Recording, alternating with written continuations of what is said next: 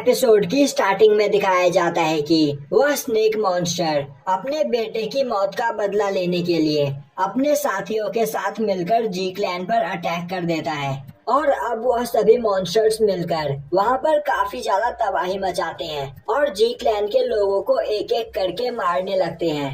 दूसरी ओर वह snake monster काफी तेजी से अरीना ग्राउंड की ओर जा रहा होता है और तभी एक सोल्जर आकर जी फैमिली के हेड को इन सब चीजों के बारे में बताता है और तभी वह स्नेक मॉन्स्टर अरीना ग्राउंड के पास आ पहुंचता है और अब वह अपने बेटे को मरा हुआ देखता है जिससे उसे काफी ज्यादा गुस्सा आता है।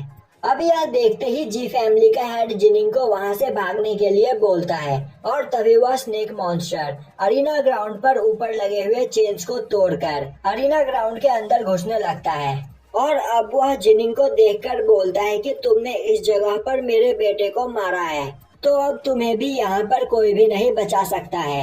वहीं दूसरी ओर जिनिंग काफी तेजी से वहां से भाग रहा होता है और तभी वह स्नेक मॉन्स्टर अपने पंख फैलाकर वहां पर अपने कुछ साथियों को बुला लेता है जिसके बाद वहां पर कई सारे छोटे छोटे मॉन्स्टर्स आकर उस जगह पर मौजूद सभी लोगों को चारों ओर से घेर लेते हैं। अब यह देखकर जिली बोलने लगता है आखिर यह छोटे छोटे मॉन्स्टर भी आज हमारे जी फैमिली पर अटैक करने का साहस कर पा रहे हैं तो अब इनमें से मैं किसी को भी जिंदा वापस नहीं जाने दूंगा। और अब वह जी फैमिली के हेड से बोलता है जी चुआन अपने बेटे को लेकर यहाँ से निकल जाओ क्योंकि अब मैं समझ गया हूँ कि हमारे जी फैमिली का फ्यूचर अब जिनिंग के ही कंधों पर है। तभी जिनिंग की मॉम उसे बताती है कि जी चुआन पहले ही जिनिंग को बचाने के लिए जा चुका है और अब यह सुनते ही जिली वहाँ पर मौजूद सभी मॉन्स्टर्स को मारने लगता है। वहीं साओबाई और जिनिंग की मॉम भी एक एक करके उन सभी मॉन्स्टर्स को मार देते हैं। दूसरी ओर जीचुआन सभी मॉन्स्टर्स को मारता हुआ जिनिंग की ओर आगे बढ़ रहा होता है। वहीं वह स्नेक मॉन्स्टर लगातार जिनिंग पर अटैक किए चला जा रहा होता है और जिनिंग उसके सभी अटैक्स को डॉज करते हुए वहां से भागने की कोशिश कर रहा होता है। तभी जिनिंग गुस्से में अपने रेन शॉट टेक्निक का यूज करते हुए उस मॉन्स्टर पर अटैक कर देता है पर वह स्नेक मॉन्स्टर जिनिंग के अटैक को ब्लॉक करता हुआ जिनिंग पर अटैक करके उसके एक हाथ को काट देता है जिससे जिनिंग वहां पर नीचे गिर जाता है। अब यह देखकर वह स्नेक मॉन्स्टर दोबारा जिनिंग पर अटैक करने लगता है पर तभी जिनिंग उठकर खड़ा होता है और अब वह दोबारा उसके अटैक से बचते हुए वहां से भागने लगता है और तभी उसे हवा में उड़ता हुआ अपना हाथ दिखाई देता है जिसे देखते ही वह उसे पकड़कर अपने बॉडी मैजिक टेक्निक का यूज करते हुए अपने हाथ को अपने बॉडी से दोबारा कनेक्ट कर लेता है और बोलने लगता है कि अच्छा हुआ कि मैंने सबसे ज्यादा प्रैक्टिस इसी टेक्निक की थी। तभी वह स्नेक मॉन्स्टर अचानक जिनिंग के सामने आ जाता है और अब वह अपने टेल से अटैक करके जिनिंग को मारने ही वाला होता है कि तभी जीचुआन बीच में आकर अपने स्वॉर्ड से उस मॉन्स्टर पर अटैक करके उसे पीछे कर देता है। अब यह देखते ही वह मॉन्स्टर अपने फायर से उन पर अटैक करता है पर तभी जीचुआन जिनिंग को वहां से उठाकर दूर फेंक देता है। अब वहां पर जिनिंग के पास उसकी मॉम और बाकी के लोग भी आते हैं और अब जिनिंग की मॉम उसे देखते ही वहां पर उसे गले लगा लेती है और उससे पूछने लगती है कि क्या वह ठीक है। जिनिंग बोलता है मुझे कुछ भी नहीं हुआ, बस इस फाइट में मेरा एक हाथ कट गया था पर मैंने अपने बॉडी मैजिक टेक्निक का यूज करते हुए उसे भी ठीक कर लिया है और अब मैं बिल्कुल फिट हूँ। और अब वह वहाँ पर जिली और साओबाई को उसके फादर की हेल्प करने के लिए बोलता है। तभी साओबाई बोलता है कि इसकी कोई जरूरत नहीं, वह स्नेक मॉन्स्टर मास्टर के सामने कभी नहीं टिक पाएगा। दूसरी ओर जीचुआन स्नेक मॉन्स्टर पर अटैक कर देता है और अब वहाँ पर जीचुआन की पावर को देखकर वह स्नेक मॉन्स्टर उससे दूर भागने लगता है।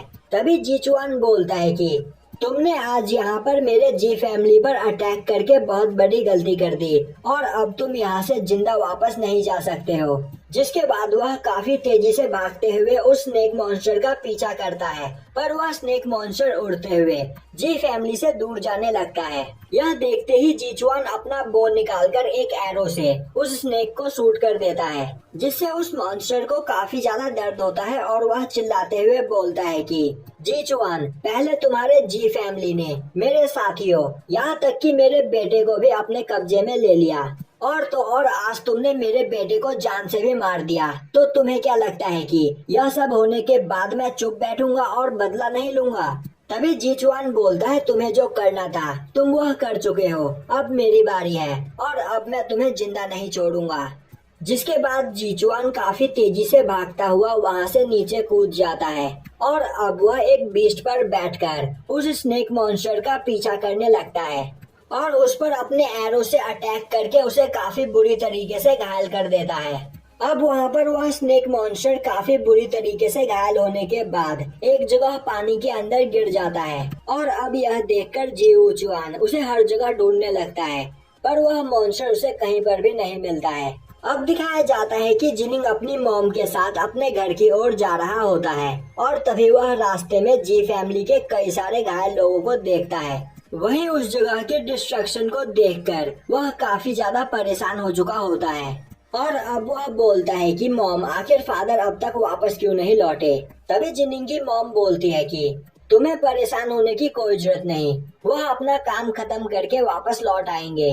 तभी जिनिंग बोलता है पर मॉम मुझे ऐसा लग रहा है कि इन सब चीजों में हमारी गलती है, क्योंकि पहले हम ही ने उस स्नेक मॉन्स्टर के बेटे को मारा था और वह बस यहाँ पर हमसे बदला लेने के लिए आया था।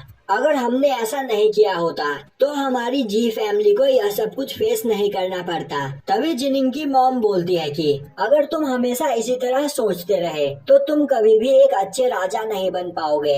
ऐसी सोच बस किसी कमजोर इंसान की ही होती है। जरा इन लोगों को देखो, आखिर इनकी क्या गलती थी जो उस मॉन्स्टर ने इन सभी को यहाँ पर जान से मार दिया।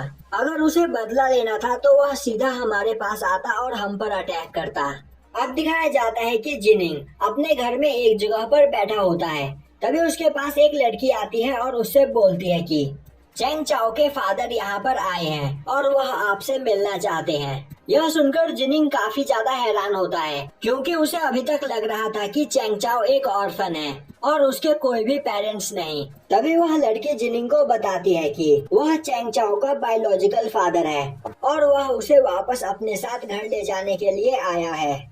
अब जिनिंग उन दोनों से मिलने के लिए जाता है और अब वह चेंग चाओ के फादर से बोलता है कि क्यों यू ने मुझे बताया कि आप यहाँ से चेंग चाओ को वापस अपने घर ले जाने के लिए आए हो। यह सुनते ही चेंग चाओ का फादर बोलता है कि वह जी फैमिली के अंदर एक छोटे से ट्राइब का लीडर है, पर अभी जब मॉन्स्टर्स ने उन पर अटैक किया था तो उनके ट्राइब में काफी ज्यादा नुकसान हुआ है और उसके ट्राइब के ज्यादातर लोग काफी ज्यादा घायल हैं।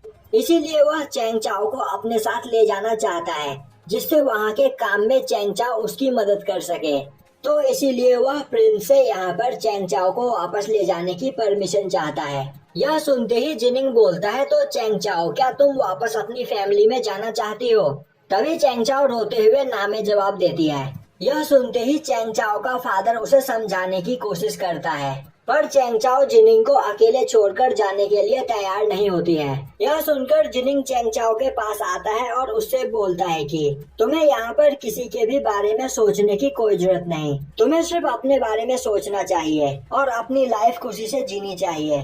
मुझे पता है कि तुम काफी सालों से मेरे साथ हो, इसीलिए अब तुम मुझे छोड़कर नहीं जाना चाहती हो, पर इस वक्त तुम्हारी फैमिली को तुम्हारी सबसे ज्यादा जरूरत है, तो तुम्हें उनकी मदद करने के लिए जाना चाहिए।